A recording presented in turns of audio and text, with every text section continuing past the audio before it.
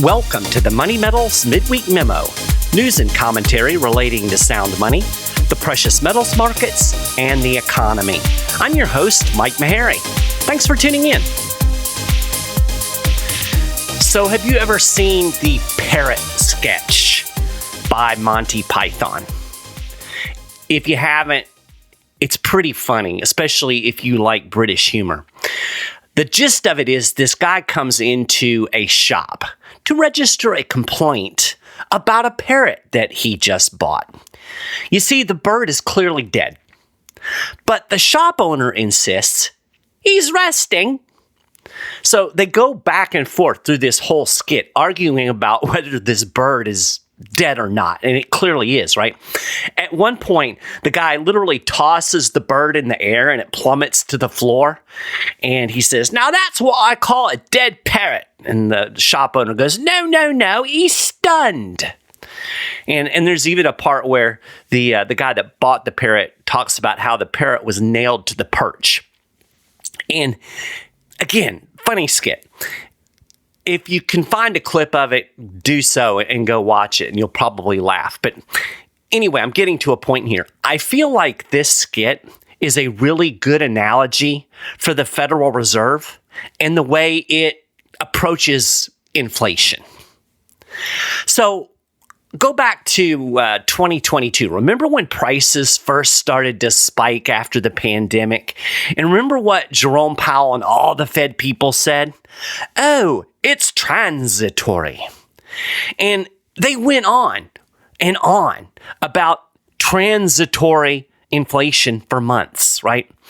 And the mainstream mostly bought into it, right? Until finally, the rising prices became impossible to ignore. And suddenly we had a war on inflation, right? We had rate hikes and balance sheet reduction and all of that. Well, now we've kind of done it again.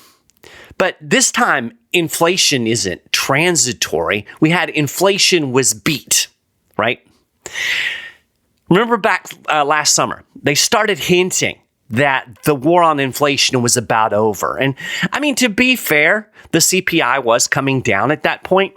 But if you go back and listen to this show from that time period, you're going to hear old Mike here saying that inflation was not beaten.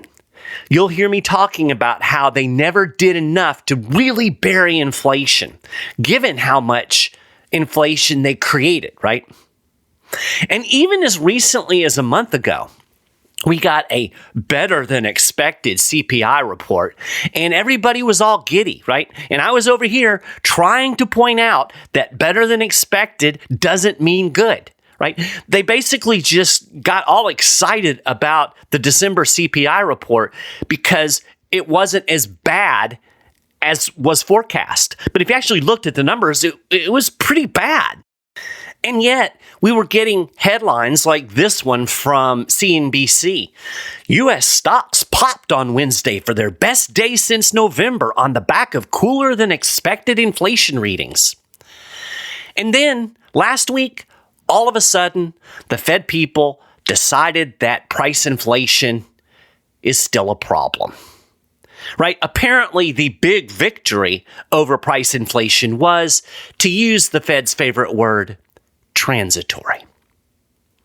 So what really happened is it just got impossible to maintain the "we're winning" narrative, and so they changed it.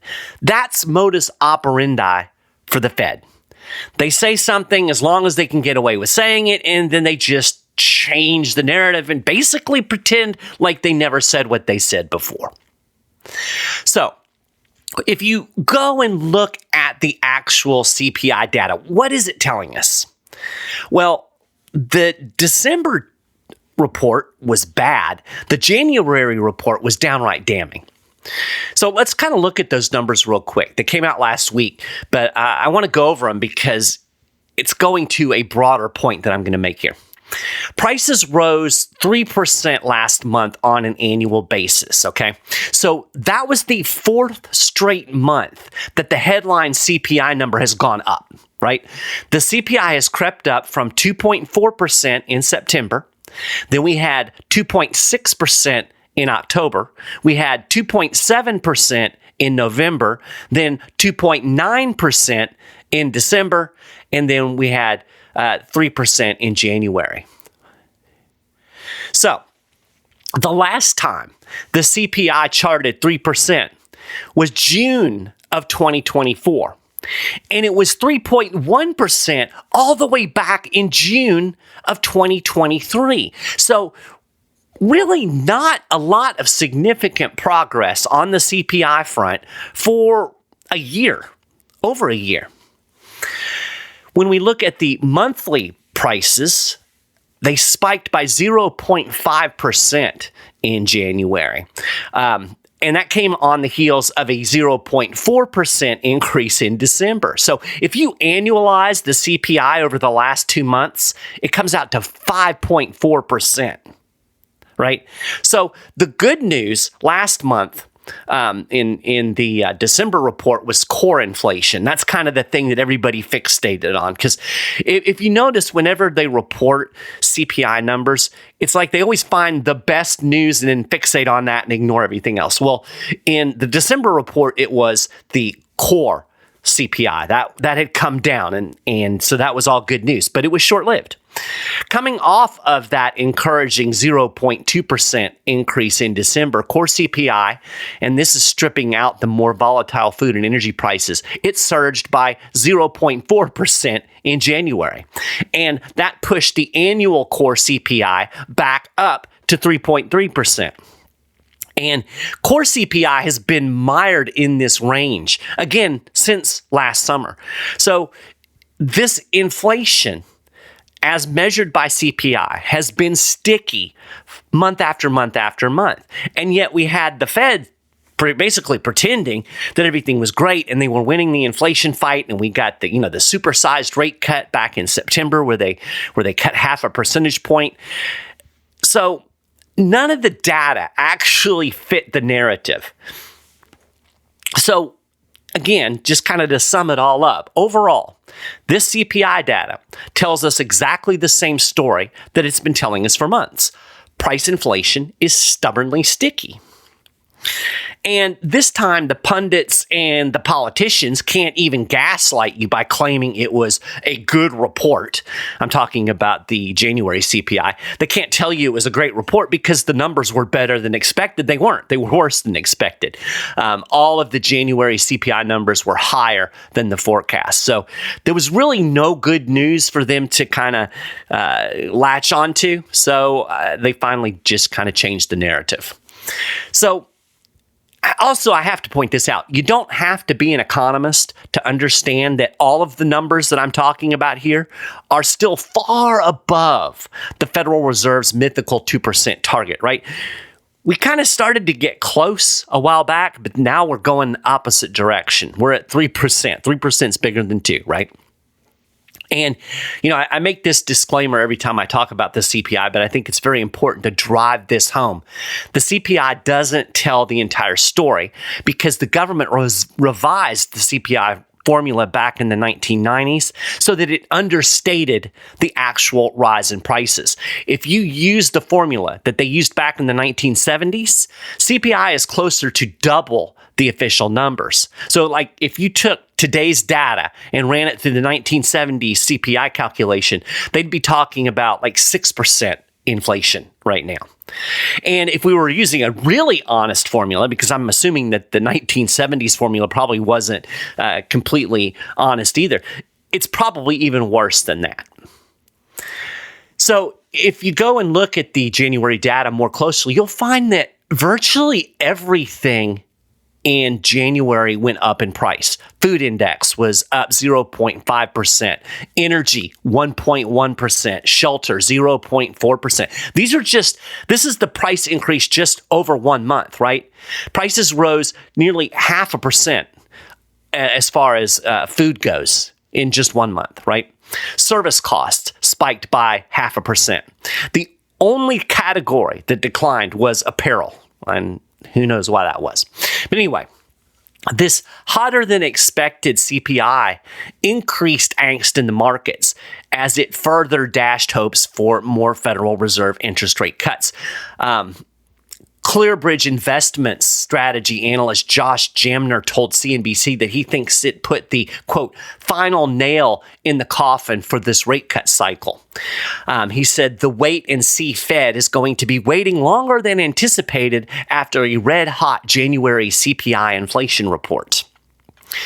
So market pricing has pushed the timing of the next rate cut all the way to at least September. So not until the fall now are they expecting further additional rate cuts. Now, note that nobody's talking about rate increases, and that's probably what they should be talking about, given the fact that price inflation is heating up again.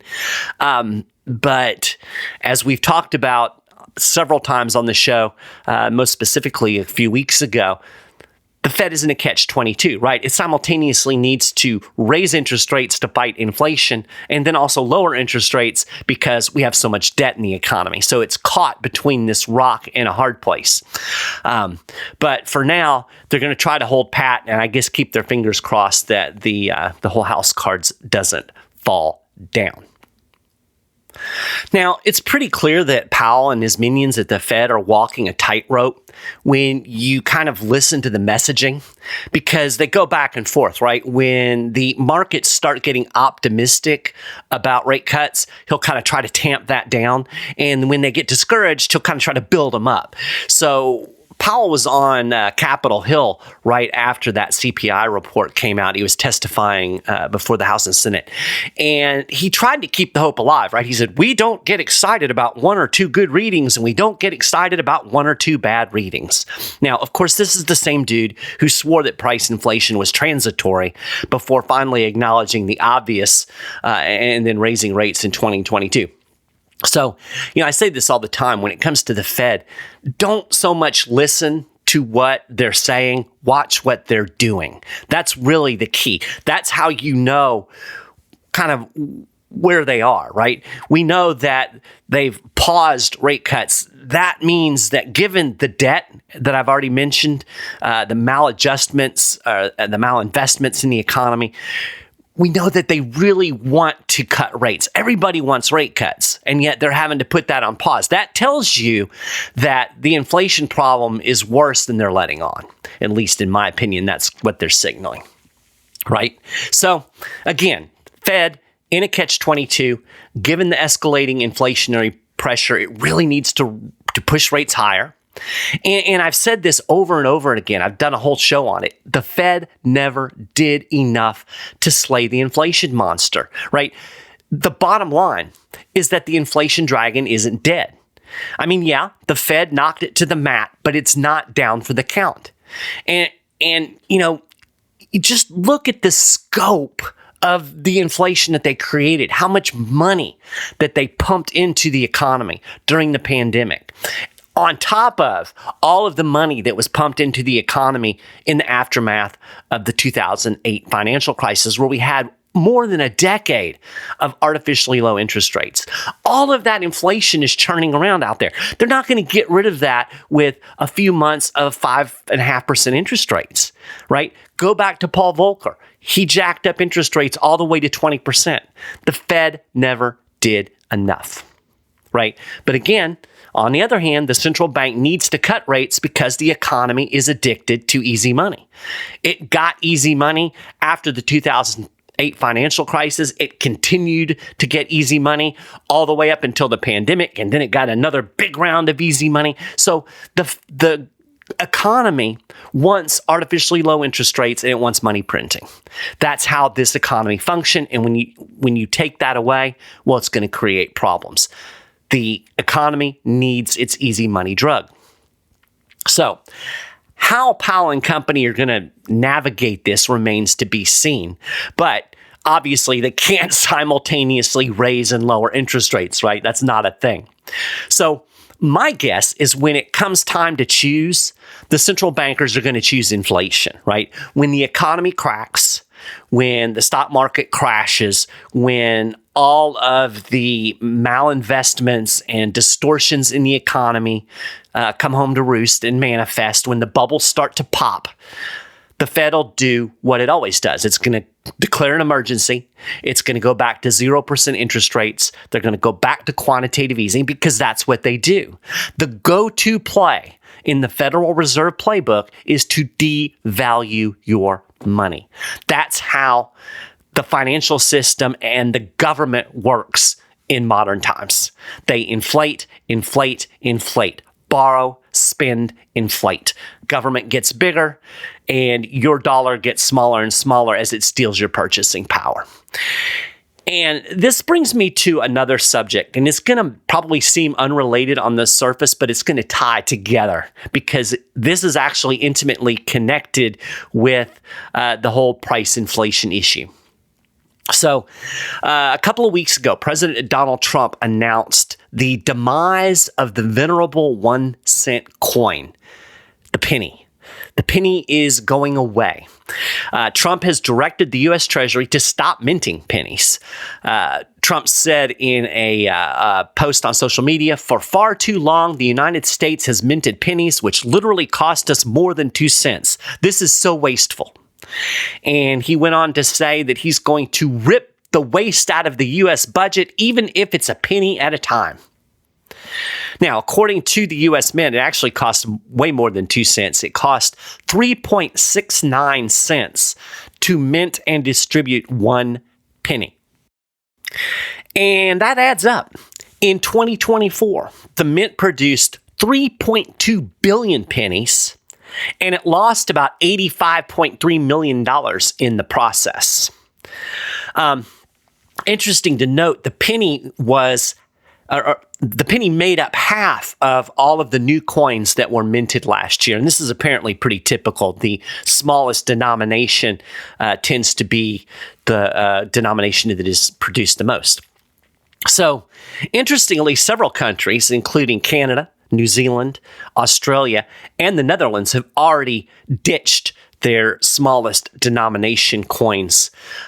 Canada phased out its penny about 12 years ago, and how it worked is they just urged businesses to round prices up or down to the nearest nickel. And then electronic transactions are still billed to the nearest penny. So, some people will get upset about getting rid of the penny because they say it'll ultimately raise prices up, that stores will just, take it up to the nearest nickel. But here's the thing. As of 2023, only about 16% of transactions in the United States were made in cash. So, really not a lot of cash is floating around out there anymore. Most everything is done electronically. So what does any of this have to do with the Federal Reserve or inflation? Well, let me explain. If you wonder why the penny is going the way of the dodo bird, why it has become so expensive to create the penny, look no further than the gumball machine. Okay, so a little nostalgia here, especially for those of you who are Xers and boomers. You'll remember going to the shopping mall. I used to go with my grandmother. And generally speaking, if I behaved myself, she would give me a penny to stick in the gumball machine. And back in the early 1970s, when I was a little kid, a penny would get me several small gumballs, or maybe even one of the big giant ones, right, depending on the machine. Well, good luck getting a handful of gumballs for a penny today. You're going to need at least a dime, more likely a quarter, to stick in the gumball machine, if you can even find one anymore. The bottom line is the penny simply isn't worth anything anymore, right? If you see a penny laying on the ground, you're just as likely to step over it as to bend over and pick it up. But why? Why is a penny not worth anything? Well, because the government is destroying your money, right? So based on the CPI, prices have increased by over 713% since 1970. That penny gumball that I bought when I was a kid would cost about 8.1 cents today. So, did you know that the government has already devalued the penny, right? Trump's talking about how it's expensive to make, but they've already cheapened the coin. And I mean that literally. In 1982, the U.S. Mint removed most of the copper from the penny. Before that year, pennies were composed of 95% copper and 5% zinc. Due to rising copper costs, which incidentally were a result of inflation, the mint changed the composition to 97.5% zinc and a 2.5% copper plating. Zinc is much cheaper than copper. So it's kind of like the way the government devalued silver coins nearly 2 decades earlier. Back in 1965, President Lyndon B. Johnson signed the Coinage Act of 1965. And with that act, the U.S. Treasury removed all of the silver from dimes, quarters, and half dollars. Before that, those coins were 95% silver. Now, the government mints quarters, dimes, and half dollars from composites with faces of the same alloy used in our 5-cent piece that is bonded to a core of pure copper. So there's no silver in those silver coins anymore. It's kind of funny because sometimes today you'll hear coins minted before 1965 referred to as junk silver. It's like, you have junk quarters and junk dimes. In reality, we should call the modern American coins junk, right? The older coins are not junk at all. And if you find one, keep it because it's worth way more than its face value. The demise of the penny is just another example of this same phenomenon. Now, it's kind of funny because when Johnson signed that Coinage Act, he actually insisted that removing the silver would have no value or no impact on the value of the U.S. coinage. This is what he said. The Treasury has a lot of silver on hand, and it can be, and it will be used to keep the price of silver in line with its value in our present silver coin. And just a few years later, President Nixon made a very similar claim when he cut the final tie to the gold standard. He said, "Let me lay to rest the bugaboo of what is called devaluation." And he promised, "Your dollar will be worth just as much as it is today." Yeah, both of them were lying. When you disconnect money from anything of tangible value, it is going to depreciate. And it's going to depreciate quickly. It's as certain as death and taxes. And that's exactly what happened. In fact, this currency debasement is ongoing, right? Today, the penny has been deemed worthless. How long until they get rid of the nickel, the dime, the quarter? In fact, Trump's order getting rid of the penny isn't really going to solve anything. By phasing out the penny, the mint is going to need to produce more 5-cent coins, more nickels, and it costs more to make those than it does a penny. In fact, there's a pro-penny group. Yes, this is a thing. They're called Americans for Common Sense. CENTS. That's pretty clever. You got to give them that. And this organization argues that eliminating the penny is actually going to cost the government more than continuing to produce them. This is a statement from the organization. Quote, "Without the penny, the volume of nickels in circulation would have to rise to fill the gap in small value transactions. Far from saving money, eliminating the penny shifts and amplifies the financial burden." So, full disclosure, according to CNN, this organization, Americans for Common Sense, it's actually funded primarily by the company that has the contract to supply the blanks that are used to mint the pennies. So they have a little bit of a financial interest in keeping the penny alive. Nevertheless, bias aside, the organization isn't wrong about the cost of the nickel. If you look at the most recent Treasury Department statement or their annual report, it costs 13.8 cents to produce and distribute one nickel. 13.8 cents to make and distribute a nickel. So to cut costs, the mint actually cut the number of nickels it produced last year by 86%. It churned out 202 million 5-cent coins. That compares to the 3.2 billion pennies. But here's the rub. If the mint has to produce just 850,000 more nickels to fill the gap left by the penny, it's going to completely wipe out the savings promised by eliminating the 1-cent coin. According to calculations run by the AP, if the mint goes back to making 1.4 million nickels a year, it's going to cost $78 million more than the cost of the pennies it's no longer minting. So, yeah, it's not even a real savings.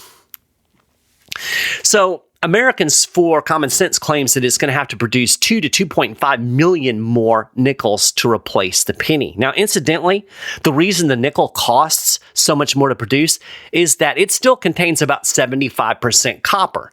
So, maybe they'll just devalue the nickel as well. But that solves nothing in the long run, right?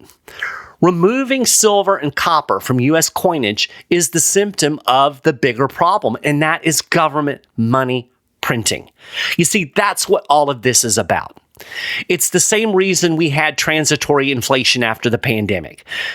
Remember, the Fed injected like $5 trillion of new money into the economy in quantitative easing alone.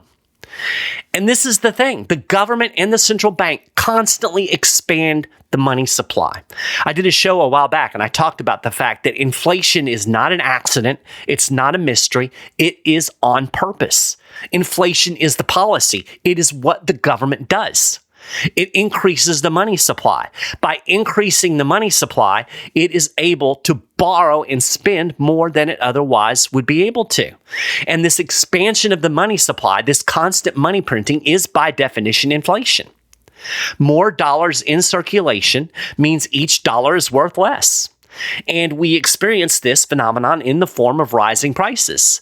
So, this is why pennies are worthless. This is why nickels are becoming worthless. This is why dollars are basically worthless. And, of course, as each dollar becomes worth less, each fraction of a dollar becomes worth less before and eventually worthless. And as I just alluded to, currency devaluation benefits the government because it allows it to borrow and spend far more than it could in a sound money system. And this goes way back into history, right? You had the Romans clipping gold out of the coins, devaluing the money. This is precisely why President Franklin D. Roosevelt began the process of severing the dollar from the gold standard back in the 1930s, because he needed to be able to expand the money supply in order to pay for all of the government spending that was going on during the Great Depression. It's precisely why Richard Nixon cut the final tie between the dollar and gold back in 1971, because he needed to expand the money supply to pay for all of the social programs and to deal with the Vietnam War. This is the way that governments operate. They're constantly devaluing your money. So when you boil it all down, we don't have a penny problem. We don't have a nickel problem. We don't even have a dollar problem. We have a money problem. And this is why you want to have real money. It's why you want to have gold and silver. It's not going to be devalued by the government, right? It holds the value of your wealth over time. The government can't print gold. It can't print silver. It is real money. It is sound money. And now I think is the time to get you some, because I don't see the price coming down significantly in the near future. It's kind of interesting because if you go back and you look at the trajectory of the price of gold, when we've gotten bad inflation reports over the last year or two, typically gold is tanked, right? Because there's this expectation that price inflation is still robust, so therefore the Fed is going to hold interest rates higher for longer, and that's supposed to be kind of a negative for gold. Well, this time we did get a little bit of a dip when we got the inflation report, but it very quickly recovered back to $2,900 an ounce. And a lot of the big banks, Citibank and I think Bank of America, a lot of the big bank analysts have upped their gold price projections for 2025 to over $3,000 an ounce. So now is the time to get you some sound money to replace your pennies, right? And to do that, all you got to do is call 800-800-1865 talk to a Money Metals precious metal specialist. They can let you know kind of what products might work for you, how precious metals can fit into your investment strategy. These guys are great. They'll give you the information that you want and need. If you don't want to talk on the phone, that's cool. Just go to moneymetals.com and you can chat online, or you don't even have to talk to anybody. If you want to buy gold, silver, all of our products are available for purchase right online at moneymetals.com. So do that today. You need gold and silver. You don't need pennies.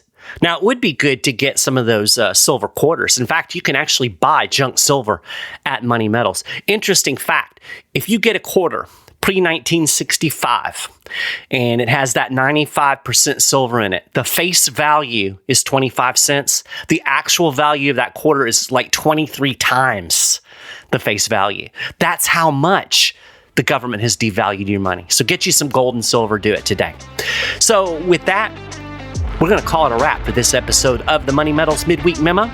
You can get more information about everything that I've talked about on the show today and more over at moneymetals.com/news. And if you want to get the latest news and information relating to gold and silver right in your email inbox, you can do that. Just sign up and get on our email list.